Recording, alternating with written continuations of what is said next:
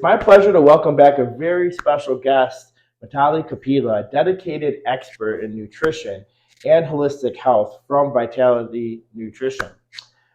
Mitali specializes in harnessing the power of a personalized approach and combats health issues for a lot of our community members. So today we are going to enlighten how inflammation can impact our lives and many of our parents' lives as well too that are aging at home.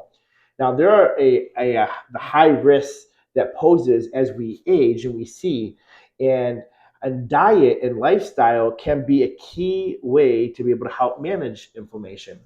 So sit back and relax and let's get ready to learn more how we can help each other and have a healthier lifestyle. Absolutely. Great. And so, Mitali, for our new friends in our audience, can we have a brief introduction of your experience in holistic nutrition and why it's particularly crucial for our aging community?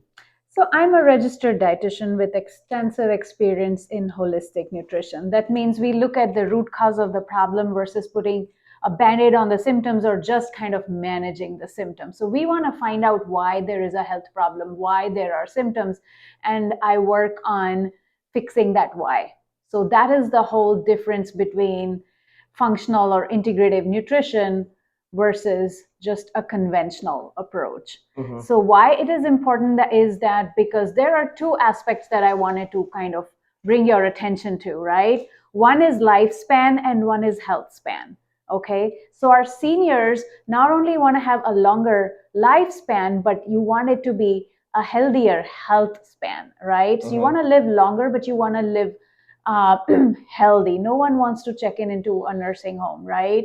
So there are certain things that are going to really be very important in helping them keep that goal. So let's start off for the listeners to help them out with. Thank you for that. I know it's important to make sure if you're going to live this life and live long, live healthy, and then you can do everything you want to do. And I know that you can explain to us and our listeners what inflammation is in simple terms. So there are two kinds of inflammation. So inflammation is a buzzword these days. It's very important to understand there are two kinds of inflammation. One is good and one is not so good. Okay, so the good inflammation is the acute inflammation. That is if you fall down, your skin turns red, and that's that acute inflammation, or you got sick, you've got a virus or a bacteria that's invading your body, and you get bronchitis. That is anything that ends with an itis. That's acute inflammation, right? So that is your body's immune system fighting that infection. You want that process to happen. That's acute. The problem happens when that acute inflammation, that infection is over, but there is still inflammatory cells doing their thing in their body and they're lingering around, and that creates a chronic inflammatory condition. So that chronic inflammation then becomes the root cause of all of our disease conditions like heart disease, dementia, Alzheimer's, diabetes, arthritis, all of them. The root cause is that chronic inflammation. So that's why it's very important that we address that, especially for our seniors.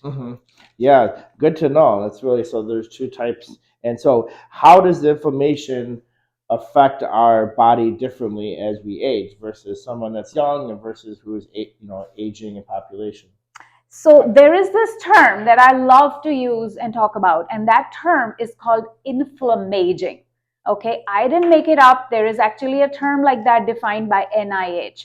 So NIH defines that term inflammageing. So it's not about that number, that birthday, that how old you are. It's about how old your cells are. Okay, so the kind of lifestyle you lead really determines how old you are in terms of how inflamed your cells are. If your cells are very crusty and inflamed, you have progressed in your aging process, right? And you can have a senior citizen who can still be having, has led a very healthy lifestyle, and their cells are very healthy and they haven't aged as much. So they don't have as much inflammaging going on versus somebody who's not so old per calendar years, but their aging has progressed Yeah. far more than their actual age is. So if you are at a young age and you had less inflammation and going into your aging population, probably setting your cells up, right?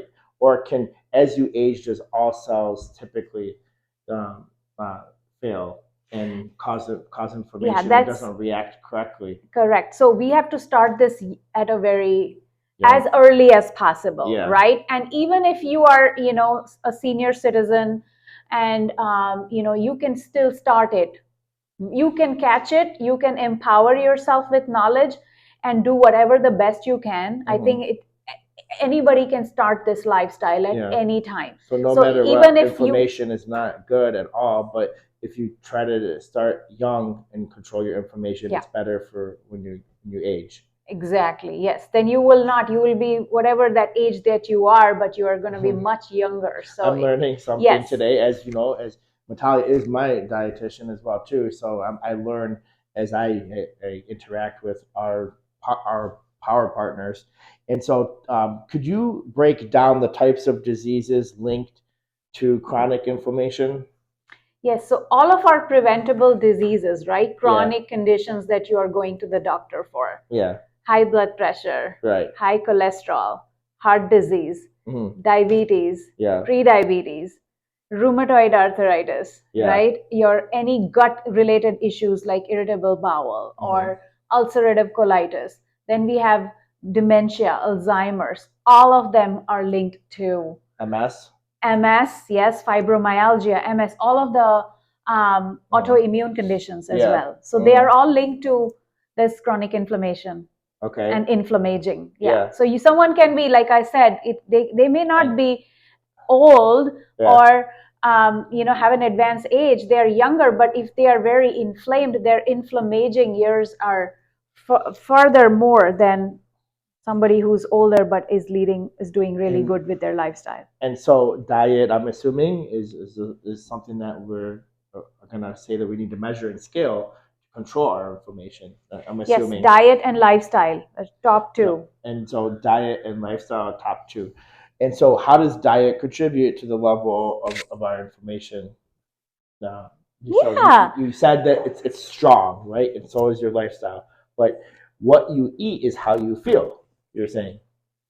What you eat is how you age, how your body reacts, how you age, right? And how your lifespan is, how your health span is, right? So the lifespan is very much, we can say, to a large extent is controlled by genetics, right? But health span is something that's controlled by your lifestyle, right? So genetics loads the gun, but lifestyle pulls the trigger. Good. Very well said. And so now let's talk about our aging parents. And so a lot of our aging parents can say, "Oh, I am achy. I'm in pain all the time." And how can I control that? We are going to talk to them. First thing is about their lifestyle, and let's talk about their nutrition, right? And so if they can get that in order, we can say inflammation can decrease. Yes, absolutely. So when we talk about diet and lifestyle, we'll start with the diet first. So with the diet, you want to take a kind of like a deep dive into what you are eating and consuming and what you have been doing historically and how you feel. So if you're achy and all of this, these are all telltale signs and symptoms of a lot of chronic inflammation going on, whether you have chronic conditions already that have been diagnosed, or they are not diagnosed, but you could be on the spectrum. Like you feel like you have all the symptoms, but you don't have a full-blown diagnosis yet. That is the best time to kind of just get started, do an evaluation of what is it that you are putting into your body on a consistent basis. That's exactly what next we're going to dive into. What are the particular food groups that are known to cause, lots of inflammation? Yes. So I'm going to talk about those key things that you are putting in your body consistently that are kind of feeding that bucket or filling up that inflammatory bucket. So those foods are called pro-inflammatory foods. So we're going to talk about what those pro-inflammatory foods are. Like the peanuts I ate last night. The peanuts and the processed bar. Got mad at me last night. I got in trouble. And she said, "Stop eating the peanuts." Yes. You saw a little. I checked it out. Not a thumbs up. So. No good. Yeah. You weren't happy. Yes, exactly. So those are the kind of foods that you're putting in, because those peanuts are usually not just peanut, they are fried in some kind of an oil. So deep fried foods, right? So those would be a pro-inflammatory food, deep fried foods. Yeah.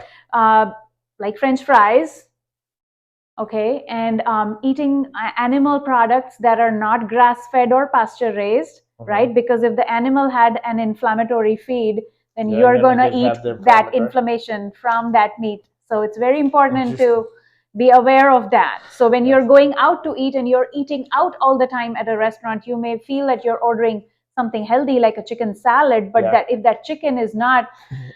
As many restaurants have grass-fed though? Is that very... it's very common. It's not very common. So to that group. It's not very common. So the bottom line is you gotta buy pasture-raised, grass-fed meat and then cook it at home. So don't eat meat from out. That's a good rule of thumb. If you have all that inflammation going on, same for fish. Fish should be wild caught. So go for vegetarian option if you're eating out. Yeah. Right? Because cod could need to be wild caught. Specific type of fish you recommend when eating out? Wild caught salmon. Okay. Anything and else? If you go to can't have fried anything. Yes, so deep fried foods, those are pro-inflammatory oils. So when they are frying that same food in that same oil over and over again, that oil reaches a temperature and it starts producing something called free radicals. Okay, so that free radicals, when you are consuming those, they cause something called oxidative damage in your arteries. That oxidative damage is again the precursor to that inflammation. So bad. Right. So let me just go ahead and list out those foods that are pro-inflammatory. Yeah. Ultra processed foods that are coming in package, and when you look at the ingredients, it's got like very chemically sounding names. Yeah. Right. For example, a prime, very common example is peanut butter. Because we might think that peanut butter is very healthy, but when you're buying a peanut butter from a grocery store, look at the label. And even sometimes organic peanut butter, look at the label. If it's got peanut butter, it's got peanut oil, it's got salt, it's got sugar, it's got palm oil, it's got high fructose corn syrup, all these words. So peanut butter should be peanut butter only, maybe a little bit of salt, right? None of those added ingredients. So when when you're searching for peanut butter at Whole Foods, you want zero all across the board, nothing in it added. But peanuts. Just peanuts. Exactly, right? Yeah. Peanuts. So we want to stay away. Yes, there is such a thing. You want to stay away from ultra processed foods, right? So you want to stay away from the ultra processed foods. You want to stay away from sugar is a big one. Yes. Added sugar, right? Added sugar, refined sugar in all forms, especially the high fructose corn syrup. Yeah. Okay. The poor quality fats, the high omega-6 fats, and then trans fats are a big no-no. So those industrially processed fats, they do sneak into a lot of packaged foods again. So those omega-6. And if someone wants a guide, they can reach out to you to get on the list of so our toolkit has that entire list. You have a toolkit. Yep, exactly. So that's kind of what we'll dive into another time, but we can always reach out to Mitali about. So how significant is the role of hydration? Drinking water. Yeah. So inflammation. Does that help? Absolutely. So you want to drink at least 8 to 10 cups of water. And anything that's non-caffeinated will also contribute towards your total hydration for the day. So for example, black coffee is out. Black coffee is not non-caffeinated. Okay. I said non-caffeinated. So like your herbal teas. Yeah. Right? If you're drinking herbal tea, that will count towards the hydration. If you're doing electrolytes, that will count towards hydration. Plus water. So I always have a water bottle going with me. I never leave the house without my stainless steel water bottle. So you want to keep sipping on a lot of water all day. Why that is important for inflammation is because it flushes the toxins out. It flushes those pro-inflammatory materials and toxins out of your body. So that's why hydration is important. Okay. Yeah. And so lifestyle, let's talk about that. So he said the combination of food and lifestyle, it matters. Yeah. Tremendously. So I'm going to talk about top 2 things that are important for lifestyle.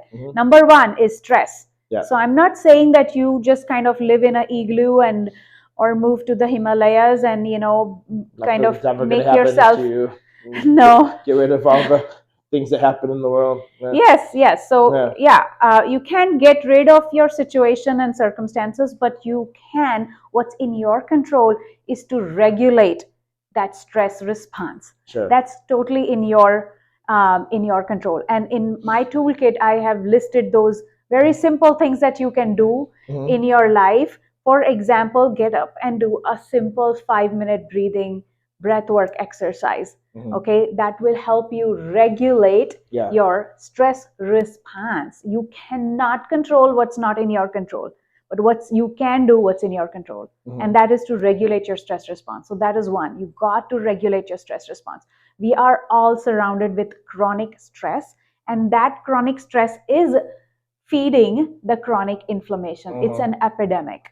So that's one. The number 2 lifestyle factor is sleep, right? We cannot be sleep deprived, sleep for just under 5 hours and call it a night. Because if you don't sleep, sleep is when your body is resetting itself. You do want to have what's the average? 7 to 8 hours of uninterrupted sleep. You must aim for that, and have a really good sleep routine so you are able to get that good sleep. Okay. So if you have disturbed sleep, that's another whole topic of that could be like a high cortisol waking you up in the middle of the night. So stress is one thing, sleep, and the third most modifiable lifestyle factor is movement, right? So exercise and movement. It does not mean that you have to over exercise. There is some such thing as over exercise. If you over exercise, it's actually pro-inflammatory. Yeah. But you have to see what is that best kind of a middle ground for you that something helps that you enjoy to stay active. You enjoy, stay active. It could be pickleball. It could be going outside and playing you with gotta your kids, move. or walking around the neighborhood. Yes. Or spending that half an hour going to the gym, right? Exactly. But whatever it that have is. To be the gym though. No, you can take your dog for a walk. You can walk around your house. Whatever it is, weather permitting, that you can do. There are lots of at-home exercises you can do, right? There's a lot of resources. I'm sure you know those resources, and you share that a lot. Yep. About the resources that people can do as at-home activity as well. So lifestyle, eating, the hydration, right? How about modifications in the diet? Now we have to make changes, right? Right. So what are you suggesting for someone to right now to make a change today? Right. So change today would be like we already discussed the things that cause that inflammation. So right now we're going to talk about few things that you should start incorporating in your diet that is anti-inflammatory, right? This whole thing is about anti-inflammation and not pro-inflammation, right? Right. So things that you can start doing today is start cooking at home. Okay. So we gotta have that cooking at home, because going out to eat or grabbing out or unplanned meals is going to lead to pro-inflammatory foods going into you. Yeah. Right. So start cooking at home. So focus on omega-3 rich foods versus omega-6 rich foods. So omega-3 rich foods would be things like walnuts, chia seeds, flax seeds, salmon, cod, tuna, right? Pasture-raised, grass-fed animal proteins, right? Eggs. Yeah. So these are all omega-3 sources of omega-3. So you want to, and then avocados, avocado oil, olives, olive oils. These are all sources of omega-3 fats. Yep. So you want to start incorporating these versus the deep fried and high omega-6 or trans fat rich foods, right? Love it. So that is one. Secondly, start using herbs and spices in your meals. Okay. Like herbs and spices, like the number one is turmeric. Okay. Turmeric, cinnamon, black pepper, oregano, rosemary, all of these, cumin. Is there a bad spice or all good? They're all good, but the source matters. Yeah. Right? Because sometimes again you don't want to have too much salt though in the spice, right? Right. So the spices and herbs are spices and herbs. Now if you buy a blend like a taco seasoning, it may be loaded with sodium. So you do want to see where you're purchasing. You want to read the label. Again, we have all of this in our toolkit, like listed at exactly what you should be getting. So we talked about the healthy fats. So incorporating healthy fats, like the omega-3 rich fats. Yep. We talked about herbs and spices. Then we want to talk about leafy greens like phytonutrient rich fruits and vegetables. Very important because they have all those anti-inflammatory All properties. vegetables are good. All vegetables, all fruits. Okay, so get them in. You hear like, oh, you should limit your fruit. You should, because it has sugar in it. Is that a myth? Or how do you feel about that comment that people say that too much fruit is not good? Yeah, too much fruit is not good. You cannot be eating there can be too much fruit, like overconsumption of fruit. A lot of people find like they don't like vegetables or making vegetables, or their access to vegetables is limited. So they turn to eating fruit all the time. So that can lead to insulin resistance and the sugar issues. So we can't do like fruit all the time. But again, is fruit better than doing that sugar-laden candy or the candy that you're eating? Yes, that's a natural sugar. That's a good supplement if you had to have something and you have a sweet tooth, have an apple. Have a fresh fruit, yes.